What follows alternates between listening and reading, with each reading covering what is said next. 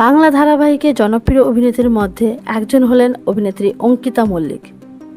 এখনও অবধি একটি ধারাবাহিকে অভিনয় করতে দেখেছি তাকে, আর সেই একটি ধারাবাহিক সুপারহিট হয়েছিল। জগদ্ধাত্রী ধারাবাহিক দিয়ে অভিনয় জীবন শুরু করেছিলেন তিনি।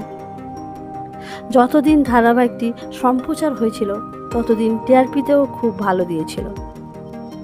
এই ধারাবাহিক শেষ হওয়ার পর বেশ অনেক দিন বিরতি নিয়েছিলেন অভিনেত্রী, কারণ তিনি বড় পর্দার কাজ নিয়ে ব্যস্ত ছিলেন। সেই কারণে বাংলার ধারাবাহিকে দেখা যায়নি। তবে মাঝে একবার খবর পাওয়া গিয়েছিল যে ধারাবাহিকে আবার ফিরছেন অভিনেত্রী। দর্শকেরা খুবই খুশি হয়েছিল।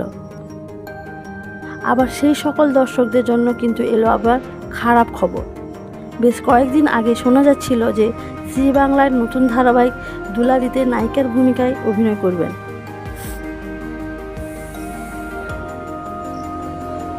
আর সেই মতো একটা প্রোমোতেও দেখা গিয়েছিল অভিনেত্রীকে।